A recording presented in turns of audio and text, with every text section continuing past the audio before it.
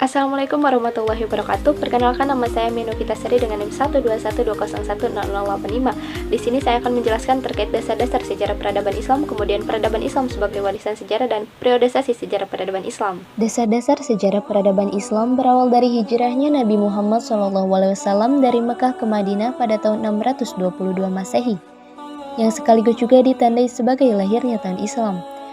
Di kota inilah umat Islam mengalami perubahan yang besar serta babak baru dalam sejarah Islam pun dimulai. Saat di Yatsrib, kedudukan Nabi Muhammad SAW selain sebagai kepala agama, beliau juga sebagai kepala negara.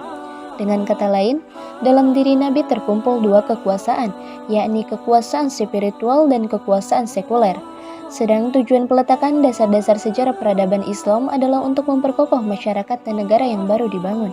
Fondasi dasar kehidupan yang dilakukan oleh beliau di Yatsrib yaitu: yang pertama, pembangunan masjid. Dibangunnya masjid pada saat itu selain sebagai tempat ibadah atau salat, juga sebagai sarana penting untuk mempersatukan kaum muslimin sekaligus mempererat tali jiwa mereka. Selain itu, masjid juga digunakan sebagai tempat bermusyawarah, dan bahkan masjid pada masa Nabi berfungsi sebagai pusat pemerintahan. Pertama, pembangunan Masjid Quba. Kedua, pembangunan Masjid Nabawi. Peletakan dasar kedua yaitu ukhuwah Islamiyah atau persaudaraan sesama muslim. Dalam meletakkan dasar kehidupan umatnya, Nabi Muhammad SAW mempersaudarakan kaum muhajirin dengan kaum ansor, yang demikian diharapkan setiap muslim merasa terikat dalam satu persaudaraan dan kekeluargaan. Beliau melakukan ini tujuannya untuk menciptakan suatu bentuk persaudaraan yang baru, yaitu persaudaraan berdasarkan agama dan menggantikan persaudaraan berdasarkan darah atau kabilah. Kemudian, peradaban Islam sebagai warisan sejarah. Peradaban Islam sebagai warisan sejarah. Berkembangnya peradaban Islam sejak 14 abad yang lalu turut mempengaruhi sejarah peradaban di dunia, sehingga pada abad ke-8 sampai abad ke-13 Islam mampu menguasai berbagai peradaban yang belum dikuasai oleh Islam. Saat ini bukti peradaban Islam dapat dilihat secara langsung di berbagai negara yang dahulunya merupakan bekas wilayah kekuasaan Islam, seperti Ottoman atau Turki, Andalusia atau Spanyol, Baghdad atau Irak. Pertama, peninggalan tempat suci, seperti Ka'bah, Masjidil Haram, Masjid Nabawi, Masjidil Aqsa, dan Masjid Quba. Kedua, peninggalan mushaf Al-Quran. Al-Quran adalah kitab suci umat Islam yang pewahyuannya melalui perantara malaikat Jibril, lalu disampaikan kepada Nabi Muhammad SAW. Al-Quran merupakan petunjuk bagi seluruh umat Islam. Pembukuan Al-Quran dimulai sejak zaman Khalifah Abu Bakar. Ide tersebut didapat dari Umar karena ketakutan akan hilangnya bacaan Al-Quran.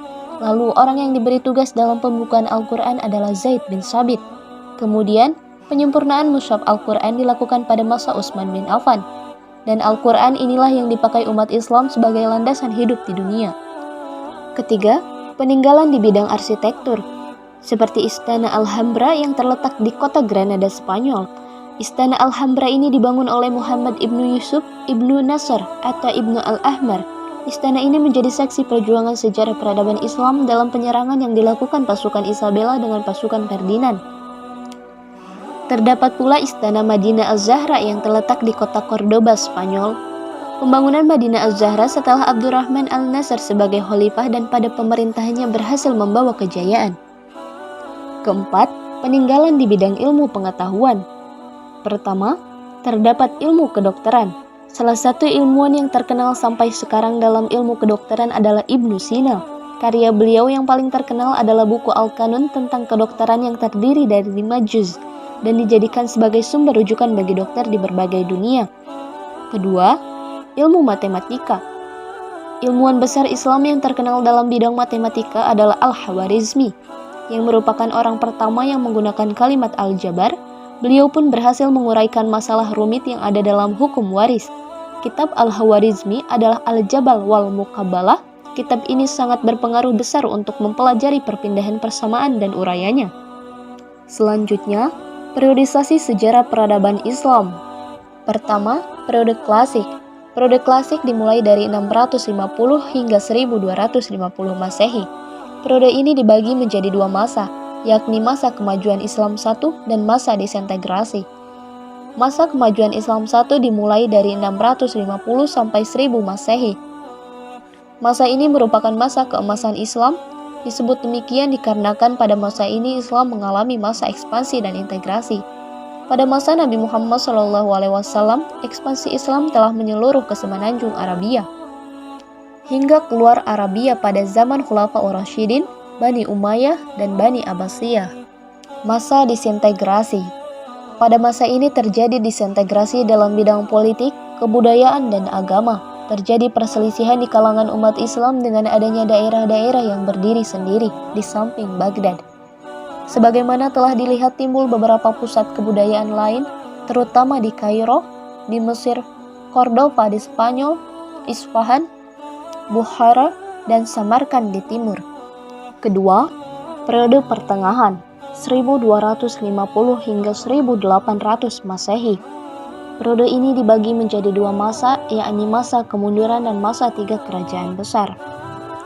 Masa kemunduran 1, 1250 hingga 1500 Masehi. Masa kemunduran 1 ini ditandai dengan penyerangan-penyerangan yang dilakukan oleh Genghis Khan dan keturunannya dari Mongolia, sehingga dunia Islam menjadi hancur. Benteng kota Baghdad dapat ditembus dan dihancurkan oleh Hulagu Khan, cucu Genghis Khan, beserta pasukannya pada tanggal 10 Februari 1258 Masehi. Masa tiga kerajaan besar, 1500 hingga 1800 Masehi. Masa ini dapat dibagi menjadi dua fase, yakni fase kemajuan dan fase kemunduran. Fase kemajuan Islam II, 1500 hingga 1700 Masehi. Fase kemajuan ini merupakan kemajuan Islam II. Tiga kerajaan besar yang dimaksud ialah Kerajaan Utsmani di Turki, Kerajaan Safawi di Persia, dan Kerajaan Mughal di India. Kerajaan Utsmani mencapai kemajuan di berbagai bidang, yakni bidang pemerintahan dan militer, dengan penataan bidang administrasi pemerintahan yang dipindahkan ke Istanbul. Perpindahan ini membuat administrasi pemerintahan menjadi lebih baik dalam bidang militer, angkatan darat, maupun laut. Sedang, dinasti Safawi mencapai kemajuan di berbagai bidang, yakni di bidang ilmu pengetahuan, bidang ekonomi, bidang arsitektur, bidang kesenian, dan bidang tarekat. Pada kerajaan Mughal, kemajuan-kemajuan yang telah dicapai ialah keberhasilannya dalam melakukan ekspansi wilayah Islam, seperti penataan terhadap sistem administrasi pemerintahannya, usahanya dalam memajukan pendidikan, ilmu kesusastraan, dan seni arsitektur. Kedua, fase kemunduran Islam II, sekitar 1700 Masehi. Fase kemunduran Islam II ini memperlihatkan kondisi kekuasaan Islam yang tragis. Pasalnya pada masa ini kekuatan militer dan politik umat Islam semakin menurun. Perdagangan dan perekonomian jatuh dengan hilangnya monopoli dagang antara timur dan barat dari tangan Islam. Ilmu pengetahuan di dunia Islam dalam keadaan stagnasi. Tarekat-tarekat diliputi oleh suasana khurafat. Ketiga, periode modern, sekitar 1800 hingga sekarang. Periode modern ini merupakan zaman kebangkitan Islam. Periode ini ditandai dengan pendudukan Napoleon Bonaparte atas Mesir pada tahun 1798 hingga 1801 Masehi yang menginsafkan dunia Islam akan kelemahannya. Raja dan pemuka-pemuka Islam mulai berpikir dan mencari jalan untuk mengembalikan balance of power yang telah pincang dan membahayakan Islam sendiri. Oleh karena itu, maka timbullah pemikiran-pemikiran dan aliran pembaharuan atau modernisasi dalam Islam. Para pemuka Islam kembali mengeluarkan pemikiran-pemikiran bagaimana caranya membuat umat Islam maju kembali sebagaimana pada periode klasik.